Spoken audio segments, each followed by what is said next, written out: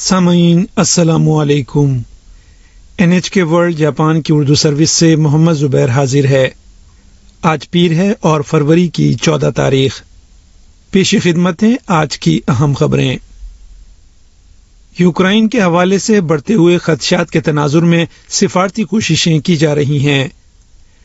German chancellor Olaf Scholz Moscow میں روسی صدر ولادیمیر پوٹن سے منگل کے روز ملاقات کریں گے۔ ماسکو اور برلن کے درمیان مضبوط اقتصادی تعلقات ہیں۔ روس جرمنی کو قدرتی گیس کی بڑی مقدار فراہم کر رہا ہے۔ تجزیہ کاروں کا کہنا ہے کہ صدر پوٹن اس ملاقات کو مغربی ممالک کے اتحاد پر اثر ڈالنے کے لیے استعمال کرنے کی کوشش کر سکتے ہیں، جنہوں نے روس کی جانب سے یوکرائن پر حملہ کرنے کی صورت میں اس پر فوری بھاری اقتصادی پابندیاں عائد کرنے کی دھمکی دی ہے۔ جناب شولز نے جناب پوٹن سے ملاقات سے قبل کہا کہ اگر روس نے یوکرائن پر حملہ کیا تو وہ فوری پابندیوں کا سامنا کرے گا۔ صدر پوٹن نے فرانسیسی صدر ایمانوئل میخواں کے ساتھ فون پر گفتگو کے بعد ہفتے کے روز امریکی صدر جو بائیڈن سے فون پر بات چیت کی ہے۔ اس بات چیت کے بعد کریملن کے ایک اعلیٰ عہدیدار نے کہا کہ صدر بائیڈن نے سلامتی کے بارے میں اپنے نقطہ نظر کی وضاحت کی، تاہم اس میں نیٹو کی مزید توسیع کو روکنے سمیت ماسکو کے کلیدی خدشات کو مد نظر نہیں رکھا گیا۔ مذکورہ عہدیدار نے مزید کہا کہ صدر پوٹن واشنگٹن کے نقطہ نظر کا بغور جائزہ لیں گے اور ماسکو کے رد عمل کی تفصیلات فراہم کریں گے۔ روس ممکنہ طور پر یوکرائن کی سرحد سے متصل روس کے اتحادی ملک بیلاروس میں اس ہفتے جاری بڑے پیمانے کی مشترکہ فوجی مشقیں جاری رکھے گا۔ کریملن کے حکام کا کہنا ہے کہ صدر پوٹن نے بیلاروس کے صدر الیگزینڈر لوکاشینکو سے ہفتے کے روز ٹیلی فون پر بات چیت کی تھی۔ باور کیا جاتا ہے کہ دونوں رہنماؤں نے صورتحال پر رد عمل کے بارے میں تبادلہ خیال کیا ہے۔ امریکی صدر جو بائیڈن نے یوکرائن کے صدر ولودیمیر زیلنسکی سے کہا ہے کہ اگر روس نے یوکرائن پر حملہ کیا تو امریکہ تیزی سے اور فیصلہ کن جواب دے گا۔ دونوں رہنماؤں نے اتوار کے روز تقریباً 1 گھنٹے فون پر بات چیت کی۔ وائٹ ہاؤس کی جاری کردہ ایک دستاویز میں کہا گیا ہے کہ صدور نے یوکرائن کی خود مختاری اور علاقائی سالمیت کے لیے امریکی عزم کا اعادہ کیا۔ اس میں کہا گیا ہے صدر بائیڈن نے واضح کیا کہ امریکہ یوکرائن کے خلاف روس کی مزید کسی بھی جارحیت کا اپنے اتحادیوں اور شراکت داروں کے ساتھ مل کر تیزی سے اور فیصلہ کن جواب دے گا۔ اس میں مزید کہا گیا ہے دونوں رہنماؤں نے یوکرائن کی سرحدوں پر روس کی فوجی تیاری کے جواب میں سفارتکاری اور قوت مزاحمت کا توازن جاری رکھنے کی اہمیت پر اتفاق کیا ہے۔ یہ بھی باور کیا جاتا ہے کہ صدر بائیڈن نے روسی صدر ولادیمیر پوٹن کے ساتھ ہفتے کے روز ٹیلی فون پر جو بات چیت کی تھی اس سے صدر زیلنسکی کو آگاہ کیا ہے۔ جاپان نے یوکرائن سے متعلقہ صورتحال پر تبادلہ خیال کے لیے اپنی قومی سلامتی کونسل کا اجلاس منعقد کیا ہے، کیونکہ اس ملک کے معاملے پر شدید کشیدگی برقرار ہے۔ وزیر اعظم کشیدا فومیو، وزیر خارجہ ہایاشی یوشیماسا، وزیر دفاع کشی نوبوو اور کونسل کے دیگر اراکین نے پیر کے روز ملاقات کی ہے۔ کابینہ کے چیف سیکریٹری ماتسونو ہیروکازو نے نامہ نگاروں کو بتایا کہ بین الاقوامی کشیدگی عروج پر ہے اور صورتحال ناقابل پیش گوئی ہے۔ انہوں نے کہا کہ جاپان اس مسئلے سے موزوں انداز میں نپٹنے کے لیے دیگر G7 ممالک سمیت عالمی برادری کے ساتھ مل کر کام کرے گا۔ جناب ماتسونو نے مزید کہا کہ ابھی جبکہ تجارتی پروازیں بھی دستیاب ہیں، جاپانی حکومت اپنے شہریوں کو فوری طور پر یوکرائن چھوڑنے کا مشورہ دے رہی ہے۔ انہوں نے بتایا کہ حکومت مستقبل میں ہونے والی پیش رفت پر رد عمل کے لیے مختلف اقدامات کا جائزہ لے رہی ہے۔ بین الاقوامی ایٹمی توانائی ایجنسی IAEA کی ایک ٹیم نے فوکوشیما دائیچی جوہری بجلی گھر کے صفائی کے عمل سے گزارے گئے پانی کی کثافت کم کر کے سمندر میں چھوڑے جانے کے جاپانی منصوبے کا حفاظتی جائزہ لینا شروع کر دیا ہے۔ یہ 15 رکنی ٹیم IAEA کے حکام اور بین الاقوامی ماہرین پر مشتمل ہے۔ انہوں نے بجلی گھر کی منتظم ٹوکیو الیکٹرک پاور کمپنی ٹیپکو کے عہدیداروں اور متعلقہ سرکاری حکام کے ساتھ پیر کے روز ٹوکیو میں تبادلہ خیال کیا ہے۔ اس ٹیم کے سربراہ کے مطابق وہ یہ دکھانے کی امید رکھتے ہیں کہ IAEA کا جائزہ حقیقی، قابل اعتماد اور سائنس کے بنیادی انداز میں کیا جا رہا ہے۔ بجلی گھر میں پگھلے ہوئے جوہری ایندھن کو ٹھنڈا کرنے کے لیے استعمال ہونے والا پانی، جس میں زمینی اور بارش کا پانی ملا ہوا ہے، اس میں سے زیادہ تر تابکار مواد کو ہٹانے کے لیے اسے صفائی کے عمل سے گزارا گیا اور پھر ٹینکوں میں ذخیرہ کیا گیا ہے، جو اب تقریباً بھر چکے ہیں۔ حکومت جاپان کا منصوبہ ہے کہ ٹریٹیم اور دیگر تابکار مادوں کے حامل صفائی کے عمل سے گزارے پانی کو قومی انضباطی معیارات سے کم سطحوں تک ہلکا کیا جائے اور 2023 کے موسم بہار کے لگ بھگ اسے خارج کرنا شروع کر دیا جائے۔ ٹوکیو الیکٹرک پاور کمپنی اس پانی کو ساحل سے تقریباً 1 کلومیٹر دور سمندر میں چھوڑنے کے لیے زیر سمندر سرنگ کھودنے کا ارادہ رکھتی ہے۔ ماہی گیری کی مقامی صنعت نے سمندری مصنوعات کی ساکھ کو پہنچنے والے نقصان سے متعلق شدید تشویر کا اظہار کیا ہے۔ چین اور جنوبی کوریا نے اس منصوبے کی مخالفت کا اظہار کیا ہے۔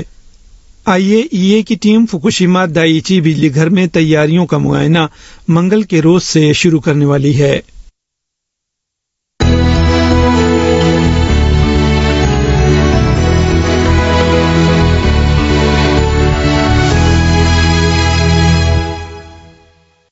یہ خبریں آپ NHK ورلڈ جاپان کی اردو سروس سے سن رہے ہیں، اور اب کچھ مزید خبریں۔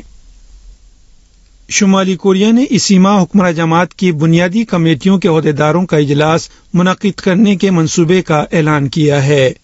ملکی قیادت بظاہر اس اجلاس کے ذریعے اقتدار پر اپنی گرفت مضبوط بنانا چاہتی ہے۔ ملکی حکمران ورکرز پارٹی کے اخبار رودون سمون نے پیر کے روز بتایا کہ ورکرز پارٹی کی بنیادی کمیٹیوں کے سیکریٹریوں کا اجلاس پیونگ یانگ میں منعقد ہوگا۔ اخبار نے کہا کہ یہ اجلاس پوری پارٹی میں کم جونگ ان کی متحدہ قیادت کے نظام کی تشکیل کے لیے انتہائی اہمیت کا حامل ہوگا۔